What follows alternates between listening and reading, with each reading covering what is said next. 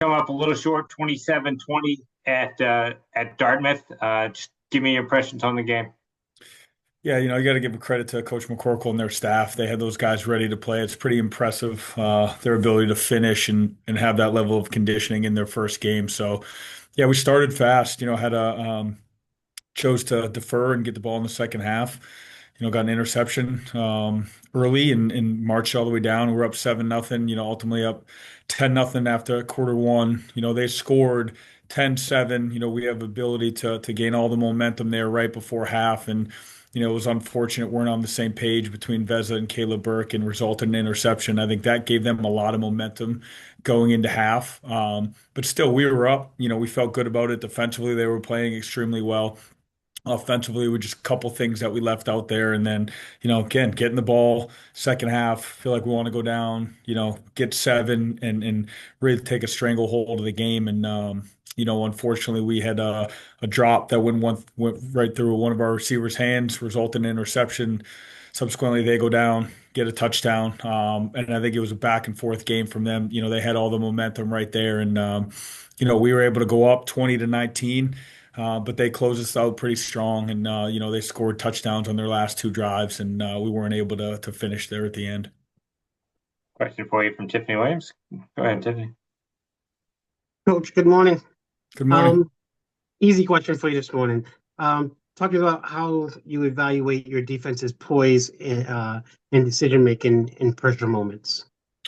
Yeah, you know what? I thought one thing we need to clean up is we need to tackle better. I thought Dartmouth's offensive line, they've always been physically impressive, and they certainly were that. They had a lot of seniors there.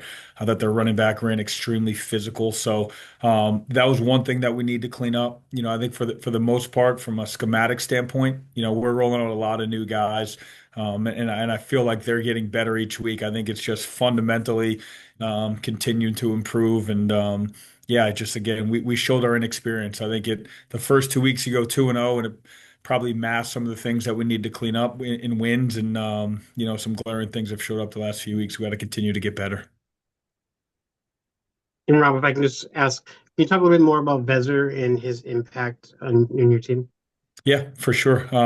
Proud of him. I mean, I think he probably wants a few plays back in the second half of that last game, but I think overall, it's still early in his career, just making his fourth collegiate start, seeing the field well, getting the ball out of his hands, really adds an extra, element with his legs and his ability to not only just have QB design runs, but those off-scripted plays, which he had a handful in that last game as well. And some things that, I need to do a better job is making sure that we're cleaning up his footwork.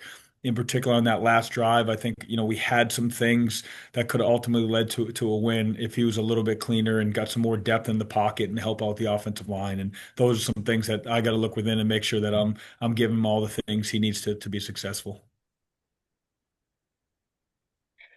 Rick, Matt Veza has certainly made a connection with Chase Wilson here early in the season. Chase and Caleb have both had really good years with Chase the other day. 6 catches, 120 yards in the big 38-yard catch.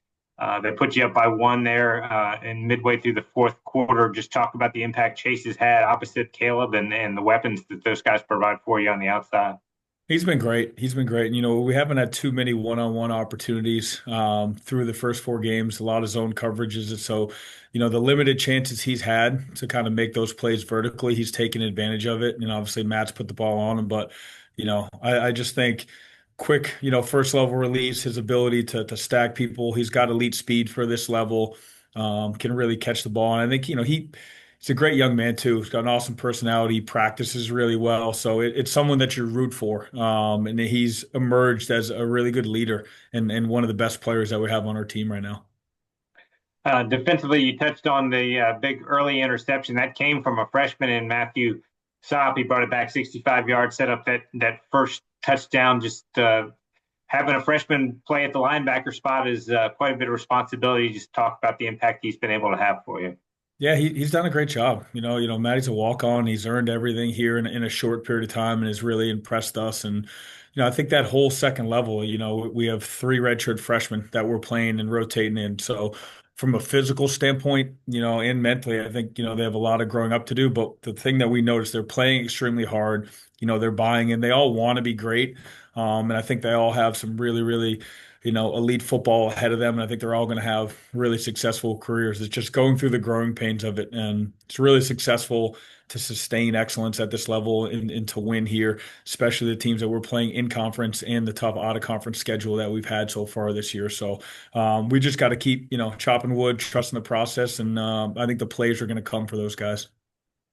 Before we look ahead, I just want to touch again on Nick Reed, a guy we've talked a lot about. Second week in a row, he hits a 52-yarder for you, has come up big in numerous occasions. Just how much confidence do you have sending him out there these days?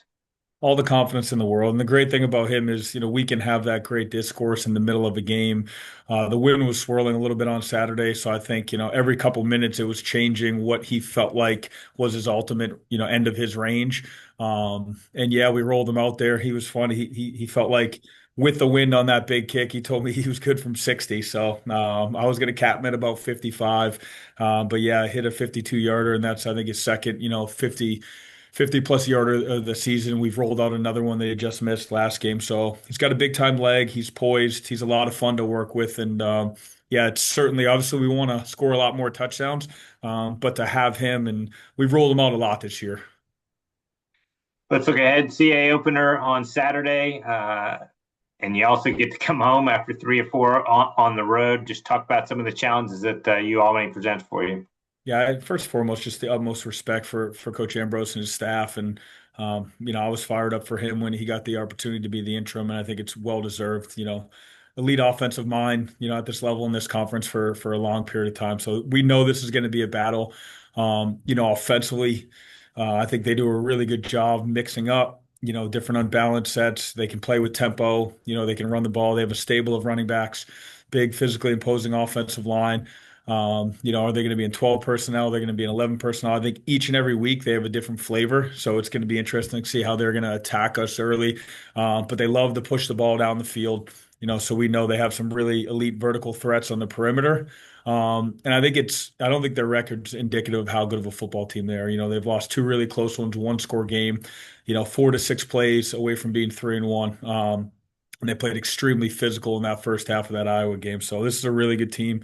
Defensively, they're doing some different things schematically than they've shown the last few years, mixing in some 3 high safety stuff. And that poses a lot of different things in terms of figuring out who you're going to combo to and ID in terms of for your center points. And, they're getting their high safety in the run fit post snap. So I think they've certainly done a great job in the offseason of kind of changing up some of the things schematically. And yeah, this is a really good football team, and we're fired up for this one. You talked about the interesting the variety of offense. A couple weeks ago, they threw the ball all over the place in that game, and then on Saturday in their win over Cornell, JJ Uga, 128 yards on the ground. How challenging does that make that for your defensive staff? I think Uga's the one that's really, really flashed for them. And when they have 3 backs that they've rotated in. He's the one in particular. I think he can beat you at speed. He's also a powerful guy. He has great vision. He hides behind that big offensive line, and he's really patient to the line of scrimmage and can kind of explode through it. So, yeah, I just think they have the ability to be extremely multiple, which shows that they're trusting in what their offensive staff is asking them to do. And for us, it's got to just, those in-game adjustments through that first quarter to see exactly how they're going to attack us is going to be critically important. But I think first and foremost, we need to stop the run. We need to tackle better than we have the last few weeks. And, I have the utmost confidence in our defensive staff getting those guys ready to go. That's just Tony, and I'll ask you the same thing. You guys have also played, as you touched on, a very challenging non-conference slate. How do you feel like that has prepared your team as you start CAA play? Yeah, I mean, again, it's football, right? 4 to 6 plays, for us being undefeated. And I think the message was after the game, everything we want to get accomplished is still in front of us. And having those guys understand, we played an FBS opponent and then three teams that have won a share or an outright championship in their conference a year ago. So, I mean, I think we're battle tested right now. It's not going to get any easier as we go forward, starting with a really good Albany team this week. So for us, it's just continuing the work, continue to correct on some of the mistakes that have shown up in our losses, and just get a little bit better every week. All right, Rick, thanks so much for the time here this morning. Look forward to